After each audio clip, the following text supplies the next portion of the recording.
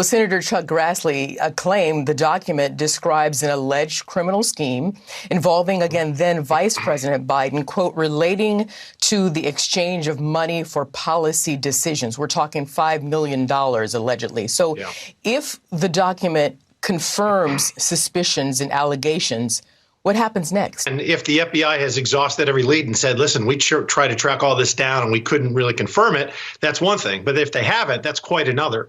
What's up, everybody? Major retired Richard Ojeda here, and Fox News' Arthel Neville called out Texas Congressman Pat Fallon in epic fashion and left the GOP jackaloon squirming in his chair. Fallon began parroting far-right talking points about investigations into the Biden family's business dealings, and the Fox host had to keep reeling the numbskull back in on point. What did the Biden family do? What business does Hunter Biden provide? What service does he provide, or what goods does he sell? We don't know that. And why 170 suspicious activity reports generated by their activity? Let me. Yeah, pardon me, but let's stick to the document because that's the whole idea. You're going to finally get to see this. You've done a lot of work to make sure this happens. So I already asked you what if the document disproves or dispels suspicions and allegations.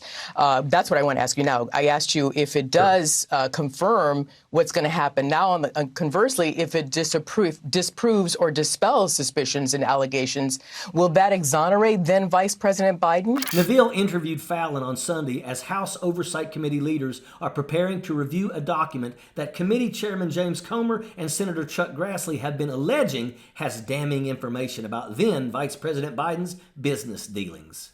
Is the FBI credible? Let me finish. Either when the agency is investigating the former vice president or the former president, is the FBI and its sources credible?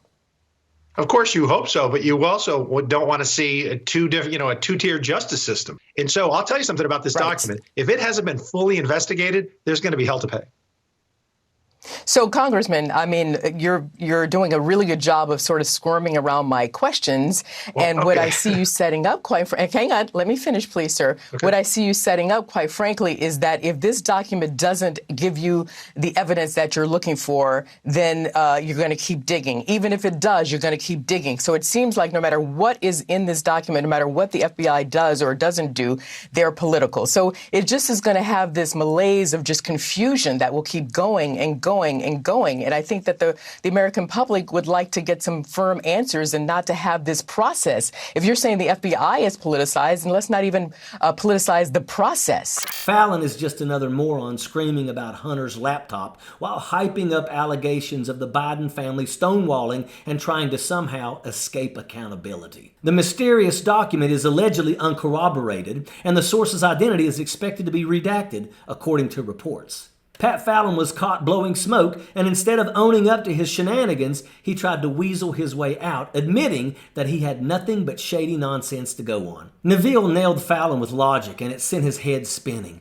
She stated, while the document only contains allegations and therefore can neither prove nor disprove the accusations it holds, will the form clear President Biden's name? That was the question. The Texas two-stepper sidestepped Neville's question and tried to dart down another rabbit hole, rambling on about two-tiered justice system where one party is protected and the other one is exposed and thrown under the bus. GOP Congressman Pat Fallon's blatant attempts at misrepresentation is pathetic, and it's what's expected from the Republican Party. Idiots like Pat Fallon can scream Hunter's laptop all day long. He is an absolute disgrace, and he can't even answer a simple question. Fallon and his merry band of idiots don't have anything on Joe Biden or his family. They are just a bunch of mudslinging clowns. The document that they're holding out hope for will turn out to be nothing more than a dud, and that's a fact. Sappers clear the way, airborne all the way.